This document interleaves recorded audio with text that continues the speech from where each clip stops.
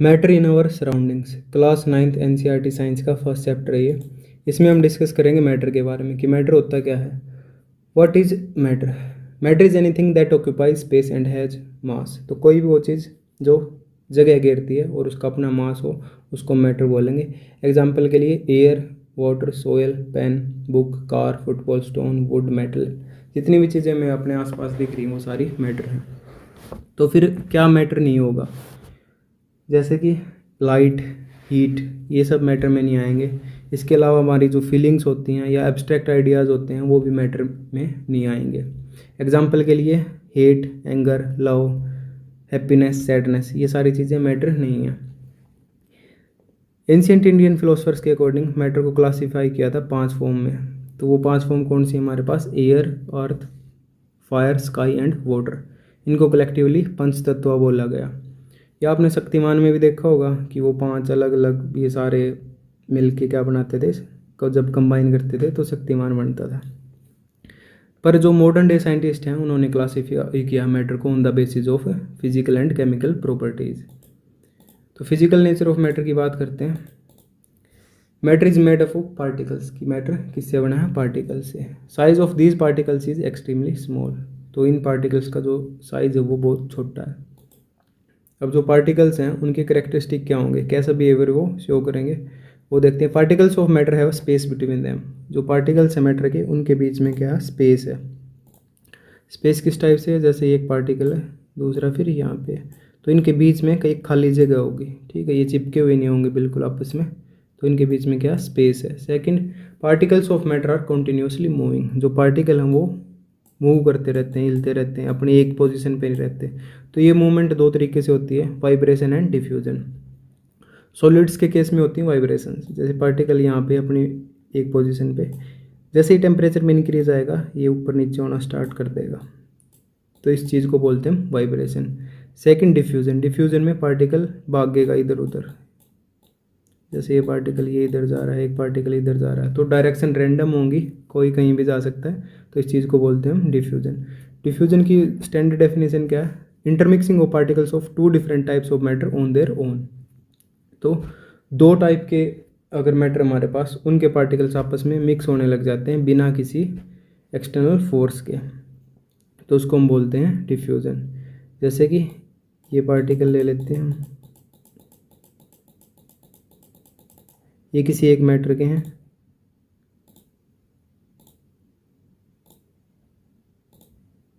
फिर ये कोई दूसरा मैटर है, ये उसके पार्टिकल्स हैं। अब ये पार्टिकल्स दोनों एक दूसरे की तरफ भागेंगे क्योंकि इनकी कंसंट्रेशन यहाँ पे ज़्यादा है, इनकी इस साइड ज़्यादा है। इस पूरे स्पेस में इनकी कंसंट्रेशन इवन होनी चाहिए, ये बेसिक कंसेप्ट है डिफ्यूजन का। तो उसको इवन करने के लिए ये आपस में मिक्स होना स्टार्ट हो जाएंगे।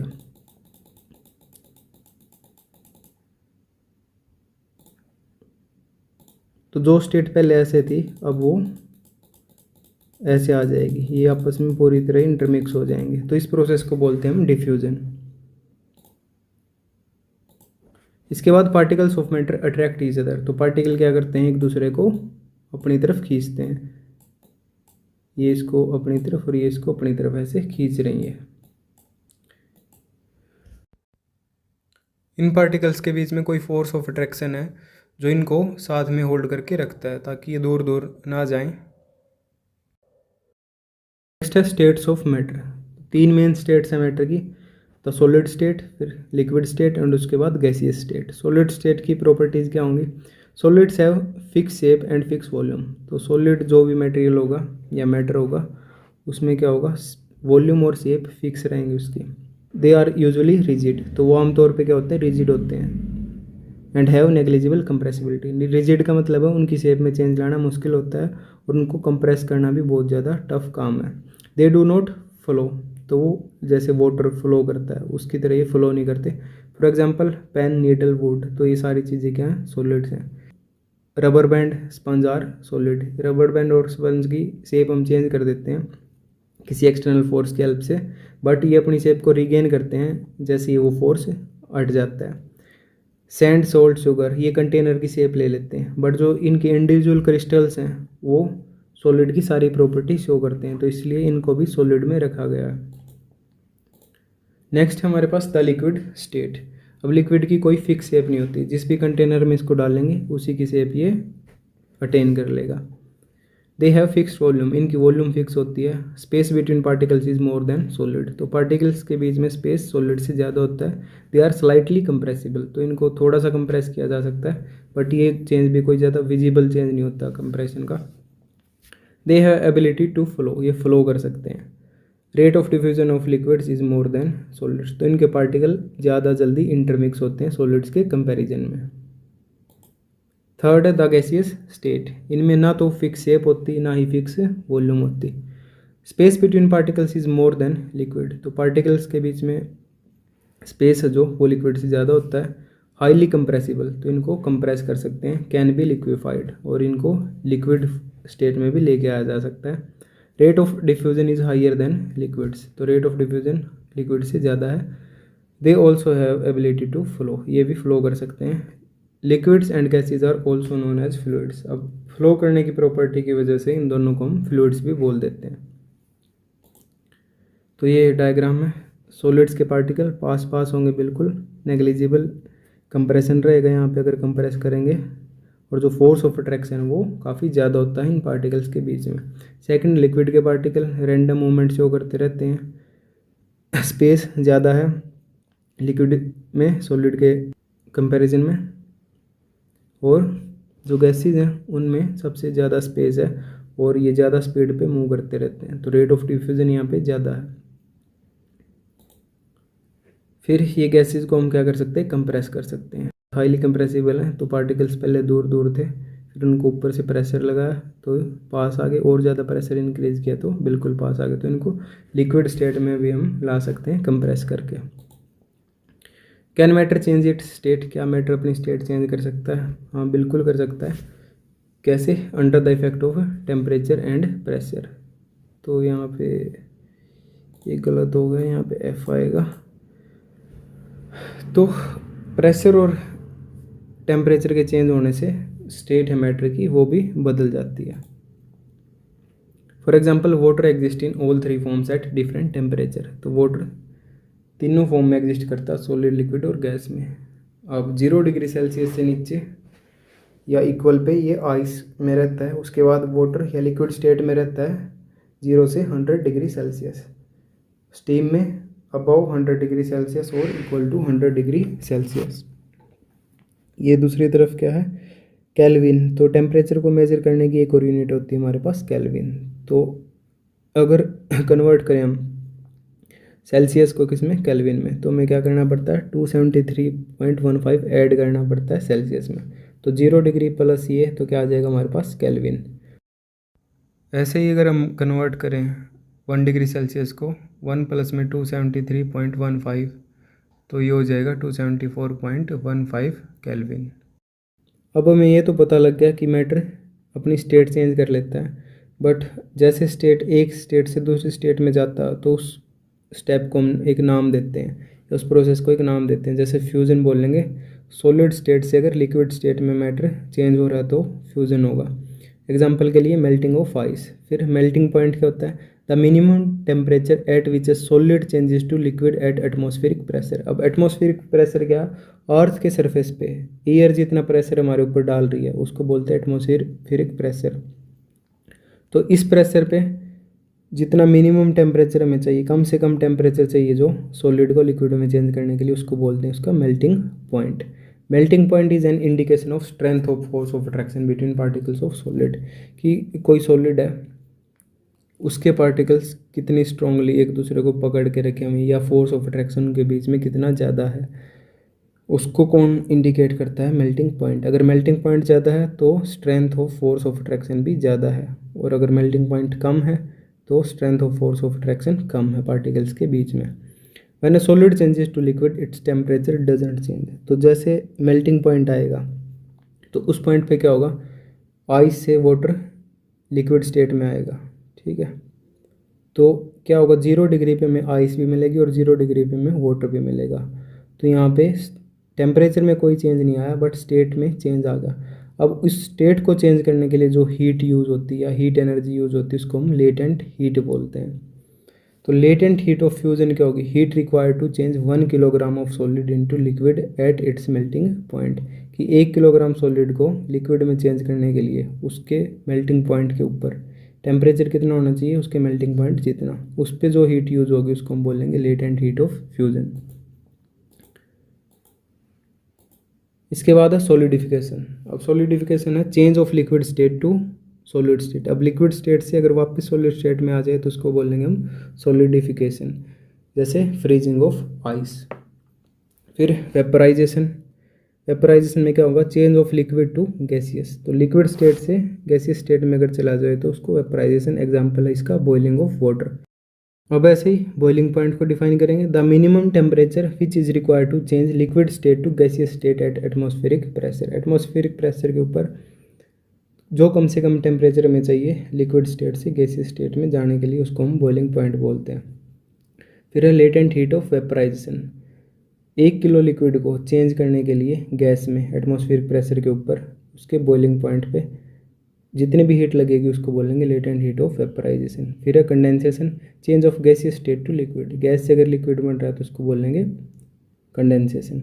Example droplets of water on a cold water बोतल। जो पानी की अगर कोई ठंडी बोतल हो उसके बाहर वाटर ड्रॉपलेट्स आ जाती हैं तो वो क्यों आती है, कंडेंसेशन की वजह से, क्योंकि जो गैस में या एयर में हमारे पास मॉइस्चर होता है वो कंडेंस कर जाता है तो वो लिक्विड स्टेट में आ जाता है। फिर है sublimation. Change of solid state to gaseous state without going into liquid state. तो सॉलिड से डायरेक्ट गैस में चला जाए बिना लिक्विड स्टेट में जाए उसको बोलेंगे सब्लिमेशन। एग्जाम्पल है कैम्फर या नेफ्थलीन, इसका साइंटिफिक नेम है। फिर और ड्राई आइस जिसको हम क्या बोलते हैं CO2। तो इस पे भी क्वेश्चन आ जाता है और इस पे भी कि कैम्फर को साइंटिफिक नेम क्या है उसका, या ड्राई आइस किसको बोलते हैं। तो ये पहले आया भी हुआ है HSSC में। तो ये शो करते हैं प्रोसेस ऑफ सब्लिमेशन, बिना लिक्विड स्टेट में आए ये गैसियस स्टेट में चले जाते हैं। इसके बाद है deposition. Change of gaseous state to solid state without going to liquid state. तो गैसियस स्टेट का सॉलिड स्टेट में चेंज होना without going to liquid stage क्या है, डिपोजिशन। और इसका एग्जांपल भी क्या है, कैम्फर। जब इसका टेम्परेचर लो आ जाता है तो ये वापस सॉलिड में कन्वर्ट होना स्टार्ट हो जाता है। फिर ये डायग्राम है जिसमें बताया है सॉलिड से लिक्विड फ्यूजन, लिक्विड से सॉलिड सॉलिडिफिकेशन, लिक्विड से गैस वेपराइजेशन, वापस हो तो कंडेंसेशन, सॉलिड से डायरेक्ट गैस सब्लिमेशन और गैस से सॉलिड डिपोजिशन। अब नेक्स्ट हमारे पास evaporation. Change of liquid into vapours at any temperature below its boiling point. तो बॉइलिंग पॉइंट पे जाए बिना ही लिक्विड का गैसियस स्टेट में चला जाना ही इवेपोरेशन है। तो फैक्टर्स हैं जो इवेपोरेशन को अफेक्ट करते हैं, इनमें क्या क्या आएगा, surface area, temperature, wind speed and humidity. तो ये 4 मेन फैक्टर्स हैं जो इफेक्ट करते हैं इवेपोरेशन को। कुछ हैं जो इंक्रीज होने पे रेट ऑफ इवेपोरेशन को भी इंक्रीज करते हैं, जैसे surface area, temperature, wind speed. अगर ये इंक्रीज हो रहे हैं तो रेट ऑफ इवेपोरेशन भी इंक्रीज हो जाएगा। बट अगर ह्यूमिडिटी इंक्रीज हो रही है तो रेट ऑफ इवेपोरेशन डिक्रीज हो जाएगा। How does evaporation cause cooling. Evaporation की वजह से कूलिंग क्यों होती है। जब भी कोई लिक्विड इवेपोरेट होता है, वेपर फॉर्म में जाता है, तो उसको एनर्जी चाहिए होती है। तो वो एनर्जी वो कहाँ से लेता है, अपनी सराउंडिंग से। और वो सराउंडिंग क्या है, जो भी कंटेनर है या उसके आसपास के पार्टिकल्स हैं। तो जैसे ही वो उससे एनर्जी लेगा तो टेम्परेचर क्या होगा, डाउन आ जाएगा। चैप्टर की समरी देख लेते हैं कि अब तक हमने क्या क्या पढ़ा है। Matter is made up of small particles. Matter around us exist in 3 states, solid, liquid and gas. Force of attraction between particles are maximum in solid, intermediate in liquid and minimum in gases. The spaces in between the constituent particles and kinetic energy of particles are minimum in case of solid, intermediate in liquids and maximum in gases. कि space है particles के बीच में वो सबसे कम होगा solid में, उससे ज़्यादा फिर लिक्विड में और सबसे ज़्यादा गैसेज में। ऐसे ही काइनेटिक एनर्जी, क्योंकि काइनेटिक एनर्जी किस पे डिपेंड करती है, स्पीड पे, पार्टिकल्स की स्पीड पे। तो सॉलिड के केस में पार्टिकल्स एक ही पोजीशन पे वाइब्रेट करते हैं तो बहुत ज़्यादा एनर्जी नहीं होती इनके पास, जबकि फ्री मूवमेंट गैसेज में और लिक्विड्स में होती है तो इनकी स्पीड क्या होती है, ज़्यादा होती है, जिसकी वजह से इनकी काइनेटिक एनर्जी भी हाई होती है। The arrangement of particles is most ordered in case of solid. Ordered मतलब एक जगह पे रुके रहते हैं पार्टिकल, वो सॉलिड में सबसे ज़्यादा होती है। तो अगर ऑर्डर की बात करें तो ऑर्डर किसका ज़्यादा होगा, सॉलिड्स का। फिर उसके बाद लिक्विड, फिर उसके बाद गैसेज का। लिक्विड में लेयर्स होती हैं जो लिक्विड की, वो एक दूसरे पे स्लिप या स्लाइड करती रहती हैं। थर्ड है गैसेज। गैसेज में कोई लेयर्स नहीं होती, पार्टिकल्स इधर उधर रेंडमली मूव कर रहे होते हैं। States of matter are inter convertible, की स्टेट्स को हम एक दूसरे में कन्वर्ट कर सकते हैं। किसकी हेल्प से? टेम्परेचर और प्रेशर की हेल्प से। Sublimation is change of solid state directly into gaseous state without going through liquid state. Deposition is the change of gaseous state directly to solid state without going through a liquid state. Boiling is a bulk phenomena. Boiling का एक bulk phenomenon. Boiling मतलब boiling होने के लिए हमें liquid बहुत ज़्यादा amount में चाहिए। कोई एक पार्टिकल, उसको हम ये नहीं बोल सकते ये बॉयल होगा, क्योंकि वो ऑलरेडी किस स्टेट में होगा? वेपर स्टेट में होगा। तो एक पार्टिकल को हम सॉलिड, लिक्विड या गैस नहीं बोल सकते अगर कोई सिंगल पार्टिकल है। तो इसलिए बॉइलिंग क्या? Bulk phenomena. इसके लिए हमें बहुत ज़्यादा मैटर चाहिए एक साथ। जब वो होगा तभी कोई लिक्विड बॉयल होगा। Evaporation is a surface phenomena. Evaporation क्या है? सरफेस फिनोमिना की जो सरफेस पे होती है। नीचे वाले पार्टिकल्स इवेपोरेट नहीं होते। अगर किसी कंटेनर में अगर हम देखें कोई बर्तन, उसमें हमने पानी डाल दिया तो जो ऊपर वाली लेयर होगी वही इवेपोरेट होगी पहले। ऐसा नहीं कि नीचे से पार्टिकल उठ के चला गया। इसकी वजह से इसको क्या बोला? Surface phenomena. The rate of evaporation depends upon surface area expose to atmosphere. तो इवेपोरेशन का रेट किस किस पे डिपेंड करता है? कि कितना सरफेस एरिया एटमॉस्फेयर के साथ कॉन्टैक्ट में है, साथ में टेम्परेचर, उसके बाद humidity and wind speed. Evaporation cause cooling. Latent heat of vaporization is heat energy required to change 1 kg of liquid to a gas at atmospheric pressure at its boiling point. Latent heat of fusion is the amount of heat energy required to change 1 kilogram of solid into liquid at its melting point. हमारे पास questions हैं, ये exam के point of view से इनका answer कोई बहुत ज़्यादा detail में नहीं है। Why should we wear cotton clothes in summer? Cotton clothes increases the surface area of sweat for evaporation. तो जो हमें पसीना आता है वो कॉटन क्लॉथ में एब्जॉर्ब हो जाता है, जिसकी वजह से सरफेस एरिया इंक्रीज हो जाएगा। और सरफेस एरिया इंक्रीज होने की वजह से क्या होगा? रेट ऑफ इवेपोरेशन भी इंक्रीज हो जाएगा। और हमें पता है कि इवेपोरेशन क्या कॉज करती है? कूलिंग। तो जितनी ज़्यादा इवेपोरेशन होगी उतनी ज़्यादा कूलिंग होगी, जिसकी वजह से हमें समर में कॉटन क्लॉथ पहनना चाहिए।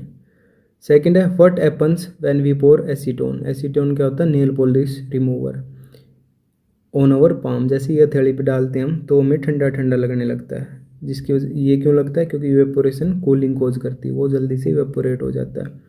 Y do we see water droplets on outer surface of glass containing ice cold water. तो एक ऐसा कोई ग्लास है जिसमें बहुत ठंडा पानी है, उसके सरफेस पे वाटर ड्रॉपलेट्स इकट्ठी हो जाती हैं या पानी की बूंदें उसके सरफेस पे आ जाती हैं बाहर। तो ये क्या होता है? कंडेंसेशन की वजह से। फोर्थ है convert 300 kelvin to Celsius scale. तो केल्विन को हमने कन्वर्ट करना है सेल्सियस में, तो 300 में से हम माइनस कर देंगे 273.15। तो ये कितना आ गया हमारे पास? 26.85। ये almost 27 degree Celsius. Physical state of water, यहाँ पे ये वाटर है, ये स्पेलिंग मिस्टेक होगी। At 250 degree Celsius and 100 degree Celsius. 250 पे गैस, वेपर या स्टीम। तो ये तीनों एक ही स्टेट के नाम है। वाटर गैसीय स्टेट में होता है, या आपको ऑप्शन में वेपर या स्टीम भी मिल सकता है, तो इसलिए मैंने तीनों लिख दिए हैं। तो 250 डिग्री सेल्सियस पे ये स्टेट होगी। Liquid and gas at 100 degree Celsius. तो 100 डिग्री सेल्सियस पे लिक्विड भी हो सकता है और गैस भी हो सकता है। Why does temperature remain constant during change of state. कि स्टेट चेंज होने पे टेम्परेचर कांस्टेंट क्यों रहता है? इसका रीज़न है लेटेंट हीट, क्योंकि ये हीट स्टेट को चेंज करने में यूज़ हो जाती है। अब हीट अगर स्टेट को चेंज करने में यूज़ हो रही है तो टेम्परेचर को इंक्रीज करने में यूज़ नहीं होगी उस टाइम पे।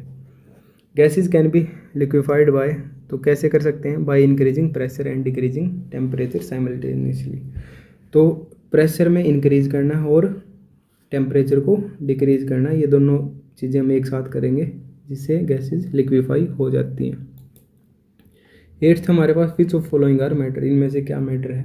Chair, air, love, smell, heat, smell of perfume, cold. तो इसमें जो मैटर है chair, air, smell of perfume, बस यही चीज़ें मैटर हैं। अब जो नॉर्मल स्मेल लिखा है ये बस एक सेंसेशन है, इसको हम नहीं बोल सकते कि ये मैटर है। जबकि जो स्मेल ऑफ परफ्यूम है इसमें परफ्यूम के पार्टिकल्स हैं, तो इसको हम बोलेंगे कि ये मैटर है, जबकि अकेला स्मेल हो तो उसको हम मैटर कंसिडर नहीं करेंगे। Smell of hot food comes from far away but to get smell of cold we have to go close. तो जो गर्म खाना होता है उसकी स्मेल दूर से ही आ जाती है, जबकि जो ठंडा खाना है उसके स्मेल करने के लिए हमें पास जाना पड़ता है। ऐसा क्यों होता है? इसका रीज़न है rate of diffusion increases with temperature, कि जो डिफ्यूजन है पार्टिकल्स इंटरमिक्स होते रहते हैं, तो ऐसे ही जो भी फूड है उसके पार्टिकल एयर में मिक्स हो रहे होते हैं, तो वो रेट ऑफ डिफ्यूजन बढ़ जाता है। कब? जब टेम्परेचर हमारा ज़्यादा होता है। वाई कैम्फर और naphthalene balls disappear with time without leaving any solid. जो कैम्फर या नेफ्थलीन बॉल्स होती हैं, कपूर की गोलियाँ, तो ये गायब हो जाती हैं रखे रखे। तो ऐसा क्यों होता है? इस क्यों वो प्रोसेस जो इसके लिए रिस्पॉन्सिबल है उसका नाम है sublimation. Why are we able to get smell of perfume from several metre away. तो इसका रीज़न भी क्या है? Diffusion. Arrange the following in increasing order force of attraction between particle, की जो पार्टिकल्स हैं उनके बीच में इनके फोर्स कितना ज़्यादा, उसका इंक्रीजिंग ऑर्डर, मतलब कम से ज़्यादा की तरफ जाना हमने। Water, sugar and air. तो इसमें सबसे कम किस में होगा? एयर के पार्टिकल्स के बीच में फोर्स होगा, फिर उसके बाद वाटर, और फिर सबसे बाद में आएगा शुगर।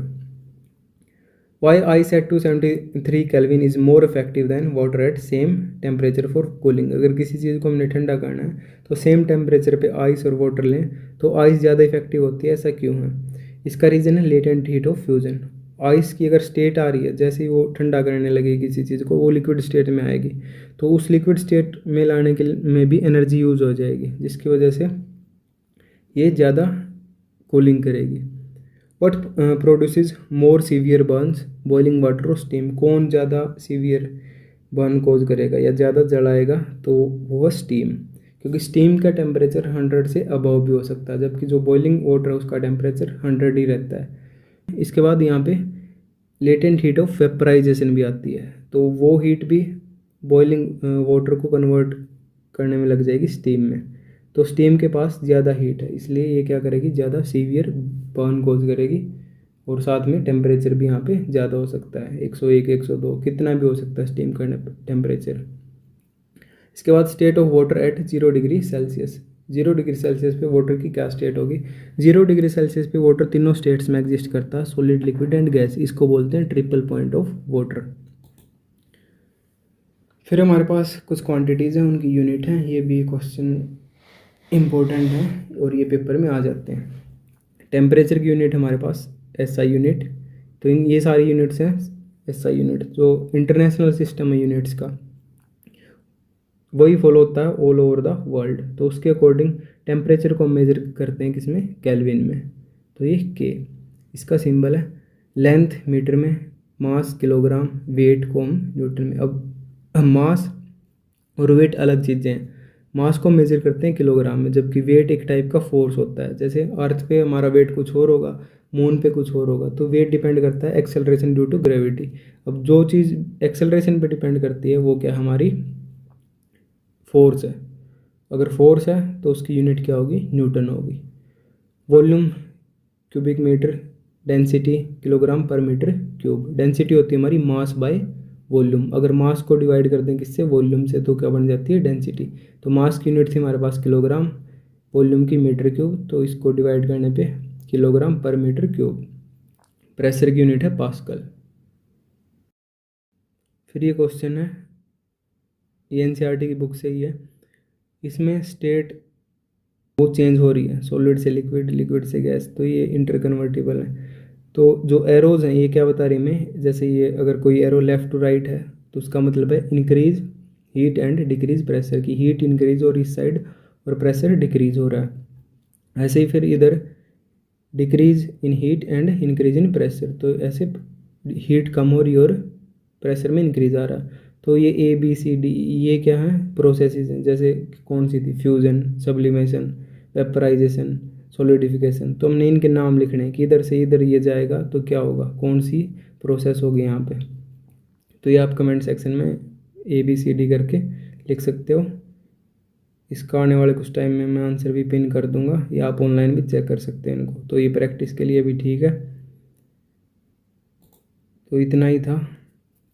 अब मिलते हैं नेक्स्ट चैप्टर में। आपके अगर कोई डाउट वगैरह है तो आप कमेंट सेक्शन में पूछ सकते हैं। जनरल साइंस की वीडियो इस चैनल पे सुबह 5 बजे तक अपलोड होगी, और उसके बाद कल से मैथमेटिक्स की वीडियो भी 5:30 बजे से अपलोड होनी स्टार्ट हो जाएंगी। साइंस की वीडियो 20 से 30 मिनट की होने वाली है, तो आपके पास सुबह टाइम होगा मैथमेटिक्स पढ़ने का भी। उसके अलावा अगर कोई और एडिशनल सब्जेक्ट हुआ तो उसकी वीडियोस डे टाइम या फिर इवनिंग में ही आएंगी।